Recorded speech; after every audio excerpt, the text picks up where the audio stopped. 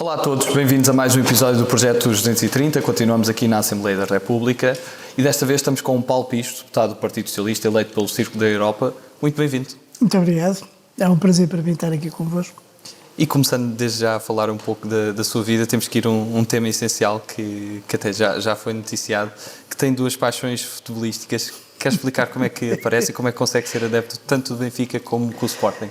É verdade, há quem considere isto uma irracionalidade e eu nem sequer me apercebia disso. Houve um dia que um jornalista da Lusa decidiu fazer uma reportagem sobre as preferências clubísticas dos deputados na Assembleia da República e eu inocentemente disse que gostava do Benfica e do Sporting e ele disse que aquilo era uma coisa impossível, não podia ninguém ser dos dois clubes e então quis vir à Assembleia da República para conhecer o fenómeno. Eu estive a explicar-lhe como é que tudo isto aconteceu e aconteceu porque o meu tio tinha um tio, que entretanto já faleceu há muitos anos, que era completamente doido pelo Sporting e que me puxava para eu também ser do Sporting de uma forma muito, muito veemente. E o meu pai, que não era tão doido como o meu tio, era um adepto do Benfica, que também gostava que eu fosse do Benfica, mas não fazia propriamente muita questão. Então eu oscilava entre um e outro e acabei por não me fixar em nenhum, também porque eu gosto de futebol, mas gosto sobretudo dos jogos da seleção, não tenho propriamente uma grande preferência clubística, gosto de ver bons jogos de futebol. E então isso para mim nunca foi uma questão essencial e estes considerei-os os clubes da minha cidade, aqueles que tinham mais paixão, mais emoção, e acabei por me emocionar, muitas vezes, quando via jogos de futebol, com os dois. E, portanto, foi assim que eu acabei por ser quando me fizeram a reportagem do Benfica e do Sporting, aí já assumidamente, porque até lá era para mim uma coisa que eu nem sequer me apercebia. Quando se tornou uma imagem de marca, aí sim, pronto, olha, tem que ser agora, tem que ser para sempre do Benfica e do Sporting. E quando há jogos entre os dois, trouxe pelo empate ou pelo que está mais bem posicionado? Não, torço sempre por um bom jogo, pelos golos, pelas jogadas bonitas, pelo fair play, é isso que me interessa no jogo de futebol. E é isso também falta um pouco neste momento, um fair play desportivo. Falta muito fair play desportivo, há muito ruído, para lá das margens do campo de futebol, com os dirigentes desportivos, as questões à volta dos árbitros. Acho que os árbitros nunca são devidamente respeitados. Creio que muitas vezes os árbitros são o bode expiatório da falta de resultados dos treinadores ou dos clubes e então isto acaba por prejudicar um pouco a imagem do futebol, que é um desporto muito bonito. Falando também de outras memórias da sua infância, quais foram os momentos que também o marcaram mais no seu crescimento, também em que luz? Há uma coisa que eu recordo sempre com muita emoção, que era a liberdade que nós tínhamos na rua, porque nós brincávamos na rua, e brincávamos sempre na rua, e era um grupo de amigos da minha rua, que era a Rua Bastos Nunes, essencialmente, mas também havia uns da Rua de Baixo, e encontrávamos sempre de maneira espontânea, sabíamos sempre onde nos encontrarmos, íamos para uns montes e brincávamos, jogávamos à bola, tínhamos vários jogos que na altura nos satisfaziam e essas são das memórias mais luminosas que eu tenho da minha infância, era a liberdade e a camaradagem e o facto de nós nos reinventarmos sem precisarmos de nada. E depois, mais tarde, na sua adolescência, sentiu-se muito o período de transição democrática? Eram memórias marcantes também desse tempo? Não percebi agora. O período de transição democrática também se sentiu muito? Sim, porque eu vivia a política em minha casa porque o meu avô era um dos ativistas do Partido Comunista. E ele vivia, portanto, quando eu era miúdo, ele vivia em nossa casa com os meus pais e, portanto, o meu avô, os meus avós viviam nessa altura lá e eu assistia muitas vezes a discussões entre o meu avô e o meu pai, porque o meu pai tinha medo que aquilo pudesse prejudicar a família ainda por cima, porque nós morávamos numa cave e no resto do chão havia um agente da polícia que diziam que era um informador da PIDE. E, portanto, isso aumentava o receio do meu pai e algumas vezes eu ouvi-os a discutir e, portanto, essa memória política foi uma das coisas que também me ficou da minha infância. E quais foram as primeiras eleições que também se lembra de assistir e de viver mais intensamente? Eu sempre procurei acompanhar, porque desde muito novo sempre gostei de ler, de acompanhar as notícias. Eu lia muitos jornais, na altura, quando havia os jornais diários, o Século, o Diário de Lisboa, era um leitor assíduo e procurava, desde cedo, procurei sempre acompanhar. As eleições que eu recordo-me da primeira vez em que fui votar e senti de facto uma enorme emoção. Eu acompanhei, o 25 de Abril ocorreu quando eu tinha 12, 13 anos e passado pouco tempo, desde essa altura comecei a interessar-me pela forma como as coisas estavam a desenvolver-se. Percebia que havia uma grande confusão na nossa sociedade, sentia que havia assim uma situação quase caótica. Lembro-me de depois, quando comecei a ganhar consciência política, a querer intervir, e intervi ecologicamente entre a Luz e a Amadora.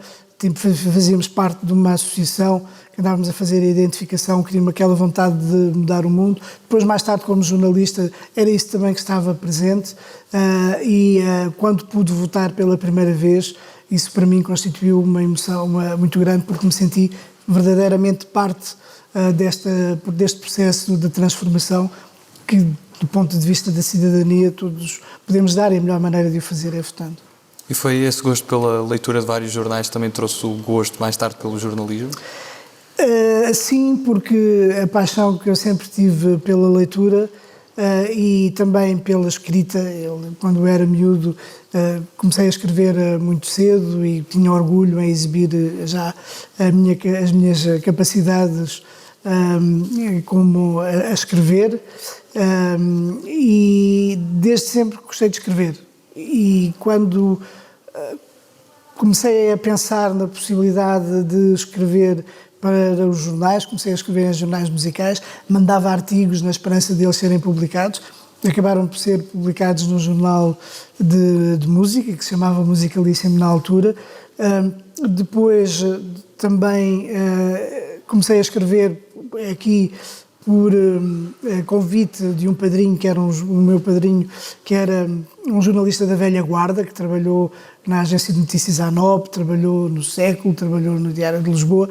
Era mesmo um jornalista da velha guarda, muito conceituado, e ele tinha uma revista, era diretor de um jornal que era a Região das Caldas, e pediu-me também para escrever, perguntou-me se eu queria, e eu, claro que sim, comecei a escrever sobre coisas da sociedade, e continuei com essa vontade de escrever. E uma vez encontrei um colega meu que me sugeriu, um colega que veio a ser colega meu, encontrei-o na fila da inscrição para a faculdade, na Universidade Nova de Lisboa, no curso de Filosofia, e ele perguntou-me: mas tu já escreves para aí, porque é que não mandas também uns artigos para o Correio da Manhã? E eu disse: se calhar é boa ideia, se tu achas que eles aceitam, eu posso escrever. E ele, recordo-me bem, escrevi 3 artigos, um sobre o conflito das ideologias, o socialismo e o capitalismo, um sobre a União Europeia, porque eu sempre fui um devoto da União Europeia, e outro sobre as relações no trabalho, porque eu na altura trabalhava na revista do setor alimentar, do Centro de Formação Profissional do Setor Alimentar, na Pontinha, e portanto tinha também aquela experiência de como as coisas passavam no trabalho, como eu achava que a organização era uma organização muito deficiente em termos da eficácia, da produtividade, do relacionamento entre as pessoas e como isso afetava. Escrevi estes 3 artigos que enviei para o Correio da Manhã, assim de rajada, e depois ia todos os dias, porque a minha casa ficava longe da banca dos jornais, que era na estação de Queluz, e todos os dias eu ia comprar um jornal, na esperança de ter lá o artigo. Eu repeti isto durante semanas a fio e o artigo nunca mais saía. Quando finalmente saiu o primeiro artigo, fiquei de tal maneira entusiasmo, fui para casa a correr e escrevi logo mais 3 artigos que enviei. Depois, a partir daí, continuei sempre a escrever para o Correio da Manhã, até que houve um dia que eu decidi ir perguntar, estava na faculdade, na altura também, e decidi ir perguntar se eles não me aceitariam como jornalista, e eles disseram que sim. Na altura, recordo-me que era o chefe de redação, era o Andrade Guerra, e que sim, que ele até disse, mas eu pensava que já trabalhava e tal. Disse, não, então espero que talvez tenhamos notícias para si. Passado 15 dias chamaram. E nessa altura também estudava filosofia? Estudava filosofia na Universidade Nova de Lisboa. E o que é que também lhe trouxe esse gosto pela filosofia? O gosto pelo conhecimento. Pela observação das coisas, o conhecimento, a compreensão do mundo, das pessoas. Sempre tive uma certa tendência para a dispersão também. Eu sempre gostei de tudo, eu nunca me fixei propriamente numa área, sempre gostei de tudo, e a filosofia, de alguma maneira, permitia-me entrar por a diversidade dos temas que fazem parte da sociedade, da vida, do conhecimento, tudo isso. Da ciência, da literatura, da poesia, de tudo. E essa devoção que também falou há pouco pela União Europeia leva-o também a Bruxelas? Eu depois, quando entrei no Correio da Manhã, especializei-me em assuntos europeus e, portanto, estive sempre na área da política. Sempre tive a paixão pela política, porque veio desde cedo, e houve uma altura que fez uma transição e também especializei-me nos assuntos europeus, e até que surgiu a oportunidade que nasceu na Arrábida durante uma convenção, uma conferência dos socialistas europeus, portanto, que organizaram lá um encontro de discussão, e a partir daí surgiu a oportunidade de eu ir para Bruxelas. O facto de ter ido para Bruxelas, eu sempre fui um europeísta convicto.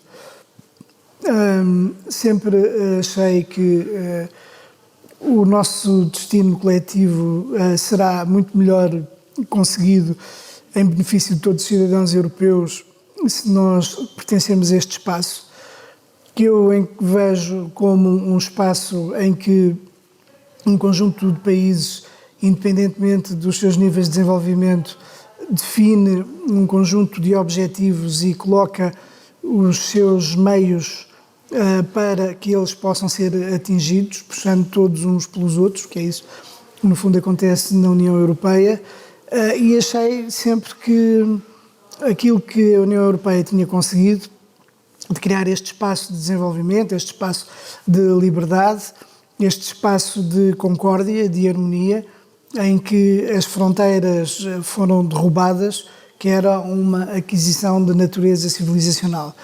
As fronteiras sempre foi aquilo que separou os países e que sempre separou os povos.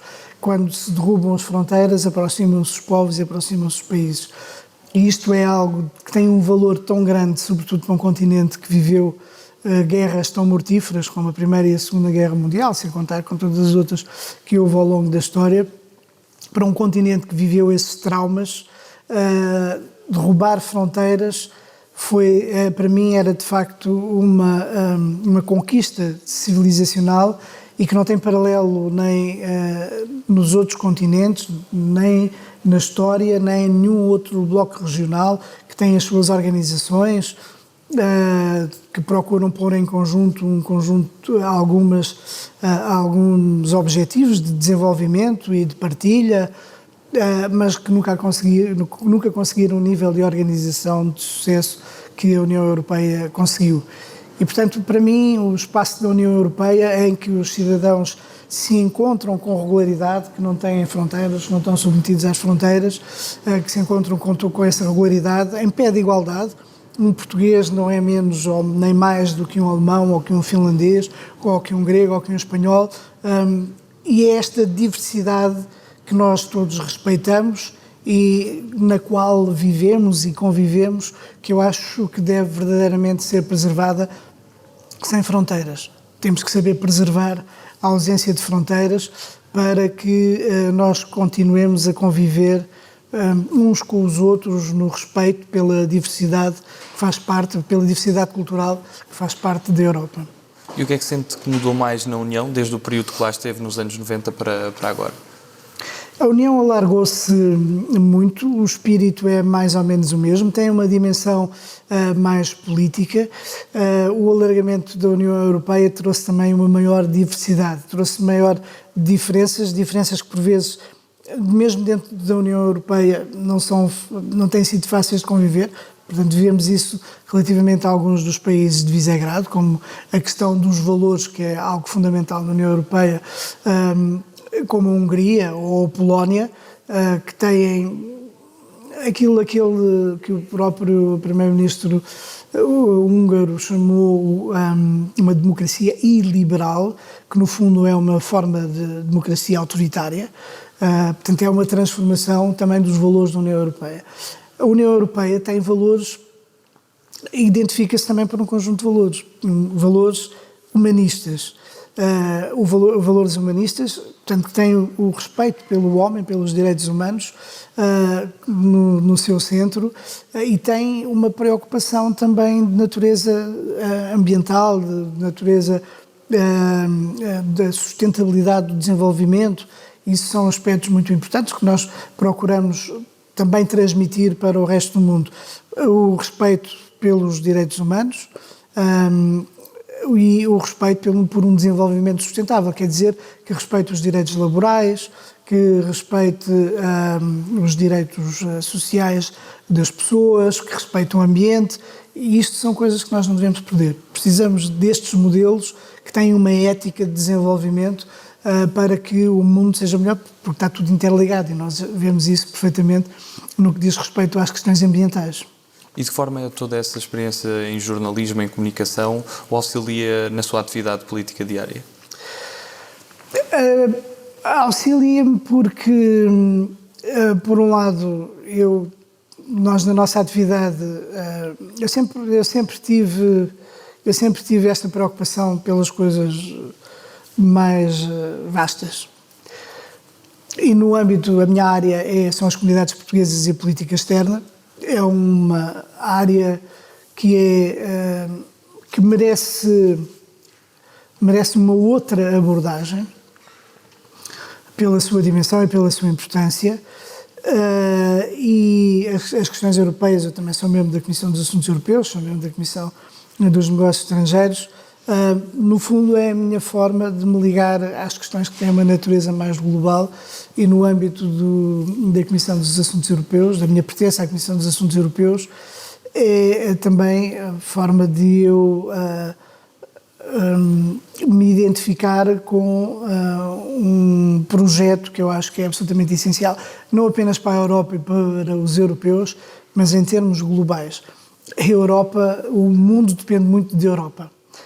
A todos os níveis, mas também depende não apenas de forma material, quer dizer, através de projetos, de programas, etc., mas também do ponto de vista ético, sabendo nós que esta questão da ética não é uma coisa que seja completa, tem sempre as suas contradições, não é? Mas isso também faz parte desta dialética do desenvolvimento e da procura de que a ética se possa concretizar também dentro da Europa, no respeito pelos princípios, e que também isso possa ter uma projeção noutros espaços geográficos. E sendo eleito pelo Círculo da Europa, o que é que considera que consegue ver e que nem todos os portugueses conseguem ver relativamente à diáspora? Precisamente essa importância que tem a presença portuguesa no mundo. Por vezes não é óbvio, e até porque na nossa sociedade, na sociedade portuguesa, a diáspora, as comunidades portuguesas nem sempre foram vistas sem alguma dose de preconceito. Haverá razões para isso. A imigração portuguesa nos anos 60 e 70 poderá ter dado também esse contributo. Mas também a história da relação do regime durante a ditadura com a imigração era uma relação que estigmatizava a imigração. Portanto, tudo isto são aspectos que acabam por ficar. E depois o facto de as pessoas estarem longe, não participarem diretamente na vida no nosso país, acaba também por criar algum tipo de afastamento no que diz respeito às políticas públicas que lhes são dirigidas. No entanto, Portugal sempre teve uma perspectiva mais próxima do que a grande maioria dos países. Eu também sou membro da Assembleia Parlamentar do Conselho da Europa, onde estão 47 países, tenho um relatório sobre uma política europeia para as diásporas e percebo bem que nós, apesar de termos este tipo de relação, por um lado, de grande valorização, de uma luta tem sido feito um caminho de valorização muito grande das nossas comunidades. E percebo também que, na comparação com a grande maioria dos países da Europa e do mundo, dos 47 países membros do Conselho da Europa, Portugal está muito adiante no seu relacionamento, na consideração, na valorização e no reconhecimento do papel que as diásporas, que a comunidade portuguesa no estrangeiro tem. No entanto, eu julgo que é sempre possível ir muito mais longe, ir para além daquela questão de algumas políticas públicas que são importantes na relação imediata, mas eu acho que é possível ir muito mais longe e considerar, de facto, que a presença portuguesa no mundo, presente e passada, mereceria uma intervenção de natureza mais estratégica, mais em profundidade, constituir nos tempos atuais uma rede global, porque por duas razões. Por um lado, porque há essa vontade de relação afetiva entre os portugueses residentes no estrangeiro e Portugal. E nós devemos respeitar isso, enquanto Estado, enquanto instituições. E por outro lado, porque se pode verdadeiramente constituir uma rede global, e nós vivemos na era da globalização assumida, definida, bem conceptualizada, e nós podemos constituir com a nossa diáspora, a todos os níveis, uma verdadeira rede global de influência que pode ser um enorme trunfo para a afirmação de Portugal, como de alguma maneira já é. Portugal já utiliza muito a sua influência externa, todos os eleitos portugueses nos Estados Unidos, todos os eleitos portugueses em França, que são muitos a nível local ou na Assembleia Nacional, a nossa presença no Luxemburgo, que é uma presença muito relevante. Nós temos cerca de 17% da população portuguesa no total da população luxemburguesa, ou 12% do total da população portuguesa em Andorra.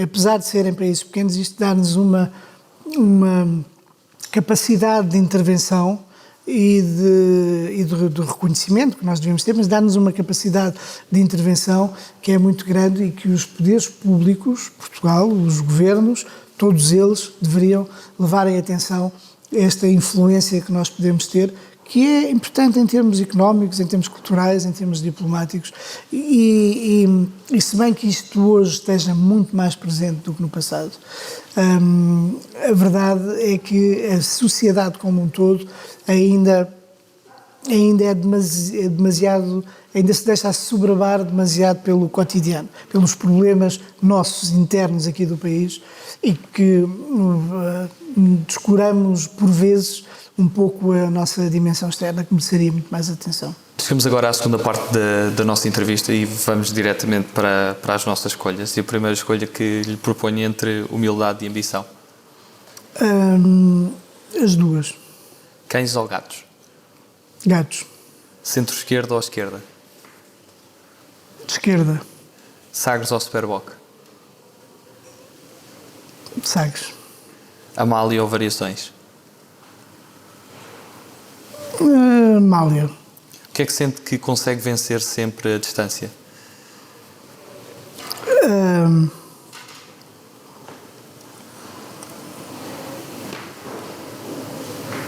A distância. O que é que consegue vencer a distância? O que é que consegue transpor essa distância e aproximar? A distância, A distância física, neste caso. a distância, a distância, a distância, a distância não é obstáculo. Para mim, a distância não é obstáculo. Campo ou cidade? De cidade, Poesia ou prosa? prosa, Chutes e pontapés ou GNR? GNR, Eixo do mal ou circulatura do quadrado? Eixo do Mal, Hermano José ou Ricardo Araújo Pereira? Ricardo Araújo Pereira, Sonho ou realidade? realidade, 230 ou 180? 230. E se tivesse a oportunidade de convidar uma pessoa para jantar, por exemplo, com quem nunca teve essa oportunidade, por admirar, nomeadamente, quem é que seria essa pessoa? Nelson Mandela, E qual era a primeira pergunta que faria à Mandiba? como é que conseguiu resistir tanto tempo preso? E manter,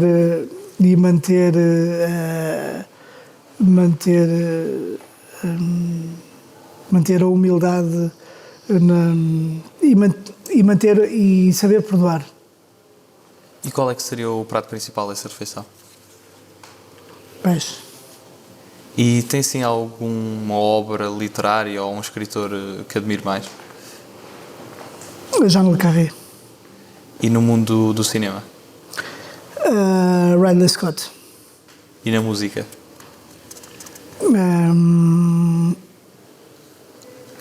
João Gilberto. E qual é aquele país que nunca visitou e gostaria mesmo de visitar? Japão. Por alguma razão em específico? Pelo espírito japonês. E aqui na Assembleia, qual foi o momento mais desafiante que teve ao longo dos vários anos? A primeira intervenção que fiz no plenário. E o que é que mudou na sua vida desde que foi eleito deputado? A consciência das causas. E como é que gostaria que a sua atuação política fosse relembrada mais tarde? Com a esperança de ter dado algum contributo para mudar as coisas de forma positiva e a vida de algumas pessoas. E qual é que sente que foi o episódio mais marcante da história de Portugal?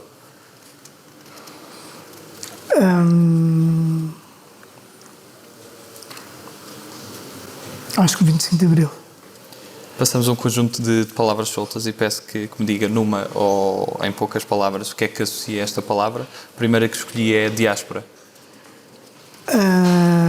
Nação. Pátria. O coletivo. Hamburgo. A comunidade portuguesa. Segunda circular. De segunda circular, trânsito. Língua Não portuguesa. Língua portuguesa. Património inestimável. Multilateralismo. O equilíbrio fundamental para um mundo melhor. Cabo Delgado. A necessidade de uma intervenção imediata em várias dimensões, designadamente humanitária. Bielorrússia. Uma ditadura que precisa de cair. Diplomacia. Fundamental para aproximar os povos. Conselho da Europa. Fundamental para a luta pela democracia nas nações que ainda estão em vias de a concretizar completamente. Abismo. Algo que se deve evitar sempre. Boa fé. Uma atitude permanente. RTP. Um canal público que deve cumprir a sua missão de serviço público. Voto à distância. Voto à distância, uma questão em curso. Cooperação. Fundamental, muito particularmente para um país como Portugal, que faz da cooperação um dos eixos fundamentais da sua política externa. Futuro. O futuro é aquilo porque nós devemos lutar de uma maneira a que o futuro possa trazer a todas as pessoas as expectativas, bem-estar, democracia e desenvolvimento. E se pudesse resumir Portugal numa palavra, que palavra escolhia?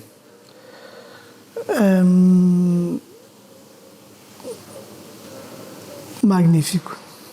E para terminar, que mensagem é que gostaria de deixar a todos os portugueses? Esperança. E nessa mensagem de esperança, o que é que sente que os portugueses têm que ter esperança? Têm que ter esperança que Portugal... Têm que ter esperança e confiança em Portugal, esperança e confiança no nosso país, na nossa democracia, para não se deixarem ir atrás de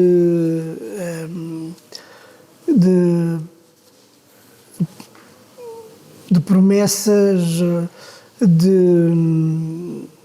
de promessas que possam fazer-nos perder tudo aquilo que nós conquistamos. Paulo Pisco, muito obrigado pela sua participação. Eu é que agradeço. E obrigado a todos lá em casa. Um abraço com um carinho especial para toda a diáspora portuguesa. Continuem a acompanhar o projeto 230 aqui na Assembleia da República. Obrigado a todos.